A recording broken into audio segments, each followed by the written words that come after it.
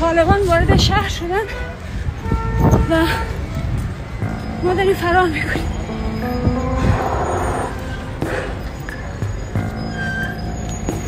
مردم همه ترسیدن. Sahraa Karimi. Hi everybody, nice to meet all of you and thank you for coming to watch my film during middle of the day. Bu güzel gün oldu. First of all, congratulations on the honorary award that you will be receiving. Thank you. How are you feeling about it? As an artist and as a filmmaker, whenever you get an award, and especially when it is from film festivals, it is very good feeling. For me now, it has more meaning because I left Afghanistan and somehow I don't have any country right now. And before this, I was in this film festival, Crime and Punishment Film Festival. I was here with my film, so I know that they know about my work and they know about what I do. So it is not just like award, like okay, let's go and give an award to Sahraa, but it is because they really know about my film and they are going to show again my film in Turkey, in Istanbul. And also, you know that one of countries that helped me to come out of Afghanistan was Turkey, and also Bengi. She, from this film festival, she helped a lot. So there are a lot of things together. So I'm happy and I'm very grateful, and it is an honor for me to receive this award. Yeah, that's really nice, and I think you're receiving it for behalf of also the Afghan women and filmmakers. Yeah. That also makes it really special. And we learned that your new project is about your escape from Afghanistan. Can you tell us about the experience and like the process of making a film about it? So I forced to leave Afghanistan because it was in the middle of the day when I knew that Taliban entered to the city, to Kabul. It was 15th of August. So I made one of the very hardest decisions of my life, like to stay or to leave. So I decided to leave and to continue to fight against injustice, against Taliban. It was very hard to get to evacuation flights because I missed one flight, so there wasn't any flight. And Ukrainian government wanted so much to help me, but I missed the first flight, which was for Ukrainian evacuation flight. I, with my nieces and with my family, almost 11 people, we were like among hundreds of people inside the airport. We were waiting for miracle, like something that to help us. So during these 42 hours that I was there, I saw many things, and it is like a big trauma for me to see how people they were trying to get some flights, and all flights were full, and even some Americans were like airplane. They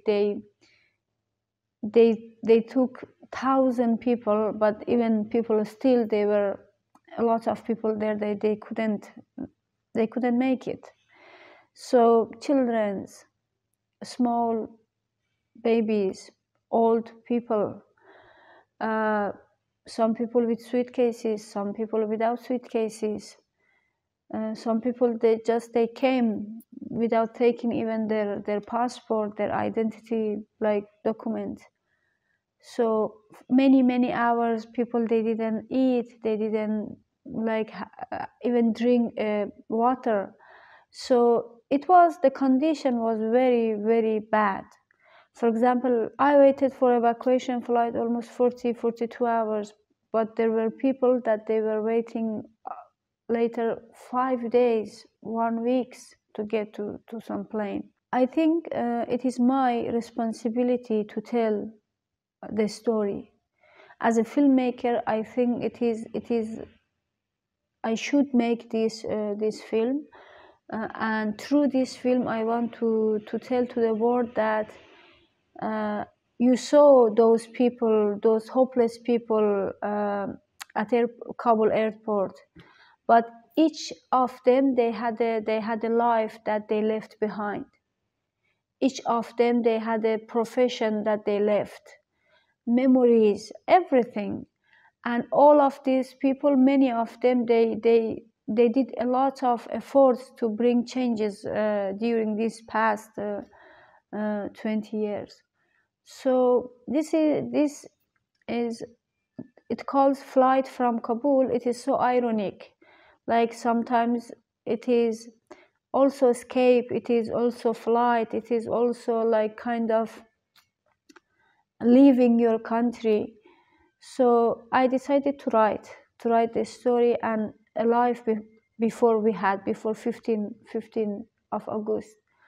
So my producer, she's a Slovakian producer, the main producer, and Ukrainian government, the Ukrainian producers, they will also join, and Iranian producer, she will also join, and maybe we do some co-production with Turkey too, because Turkey was one of the countries that helped me to come out, because I could get to last flight from Turkey to get out.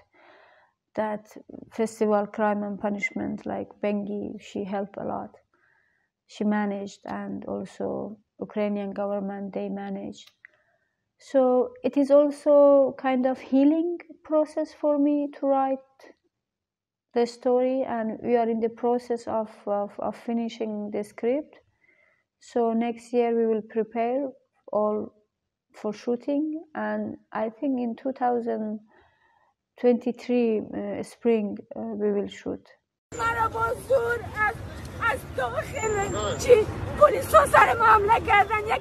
did the lives of women change in Afghanistan with the Taliban? I think it changed. It changed to very dark area forever, because we know now that the Taliban they started limitations, like girls couldn't go to school, elementary school, for example, and women cannot return to work. State universities are still closed. So, and people, many people, they just lost their jobs. The government itself, it is not functional. It is still, there are many struggles and problems to run the government itself, to run the system itself. Economic system collapsed. People are poor. People are in need of basic things like water, food. Thousands of education people, they left the country. So the country is empty of those people that they know something and they can do something. And the Taliban themselves, they are so egoist. They don't listen to people. The freedom of speech and freedom of media is totally like destroyed. Few days ago, they just announced that women cannot participate in films making, and they cannot play in films, in theater. Music is forbidden, like art is forbidden, cinema is forbidden, like filmmaking is forbidden. So everything is forbidden almost.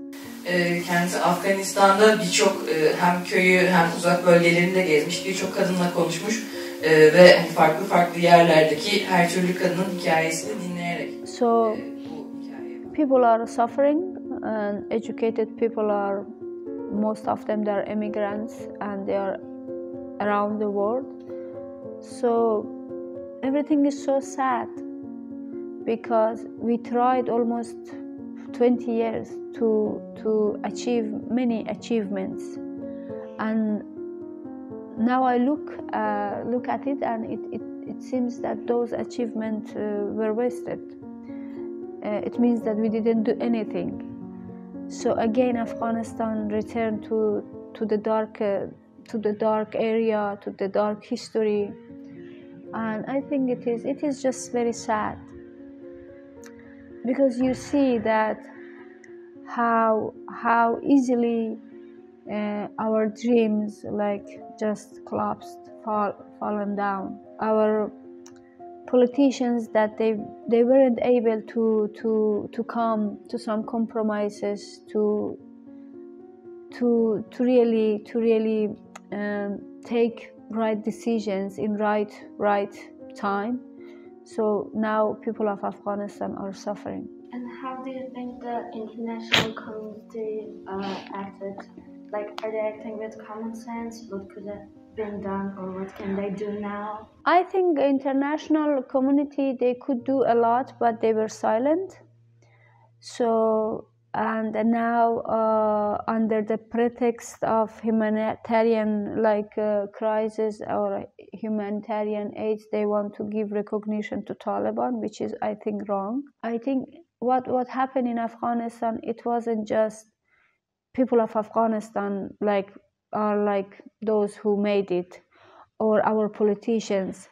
I believe that also international community, they were silent, and they just decided that this happened. Now the only thing that they can help Afghanistan and Afghan people, that they shouldn't easily recognize the Taliban, because by giving easy recognition to Taliban, they will destroy our country forever.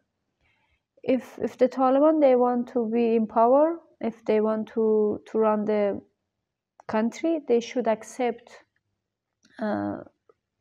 rules and regulations of democratic countries, and they should accept human rights. They should accept women's rights, children's rights, rights of girls to education, rights of women to go to work and be active in social life. But as far as we see, Taliban, they are not going to be changed. They are bringing more limitations, and they are trying to bring dictatorship system.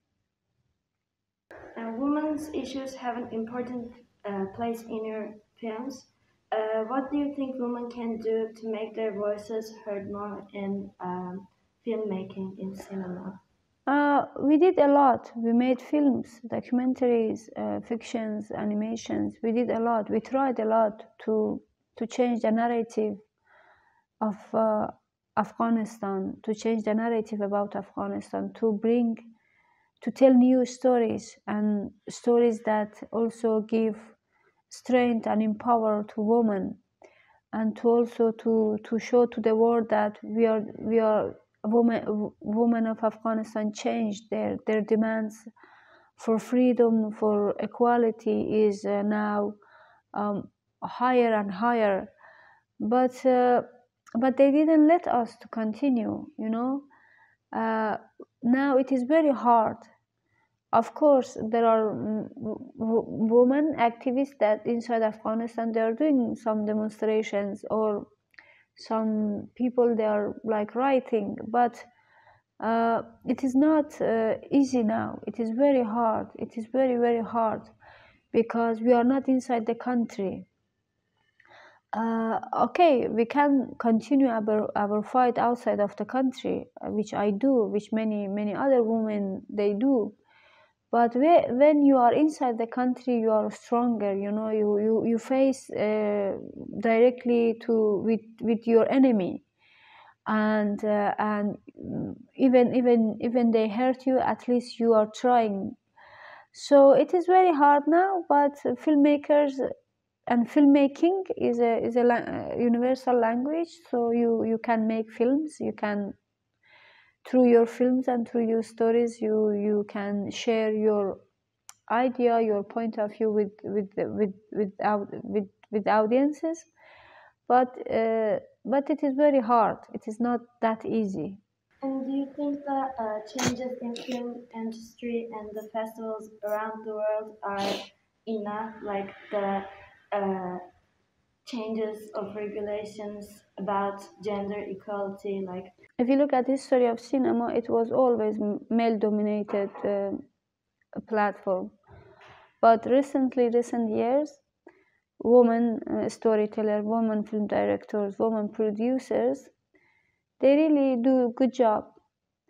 You can see many good films that produced by women, made by women, so and were written by women. Women are not any longer just actresses or in front of camera. They are more of them. They are behind the camera as a cameraman, a scriptwriter, producer, director, and other professionality. But it is not enough, of course, especially for our countries like Afghanistan, like Iran, Turkey, Middle East, South Asia. As much as main part of storytelling, as much as we have more women storytellers in any kind, writers or script writers or directors, we will be more successful to fight. We'll be more successful in our fight for equality. But I don't believe that equality 100% exists, because there are many limitations. But still, you can fight for your position, for your place, for your identity. Film and cinema and art is very important, because it is communication language, and you just not communicate with your people, but you communicate with the world, and you share many facts and many stories you can share with the world. Many people now, they know a lot about us, like international countries and Western countries. They know a lot about us through our films. So if you make a wrong film, so they will know wrong information about us. If you make good films and with good stories, so they will know good things about us. So it is very important which kind of a story we want to provide, we want to tell, from which perspective, from which angle, and which kind of narrative we want to provide. So the narrative is very important, and I think women filmmakers, they can change the cliches about women, and to new stories, and to have a new narrative about women's life. Okay, that's all of our questions. Thank If you. you would like to add anything. Thank you very much. Thank you.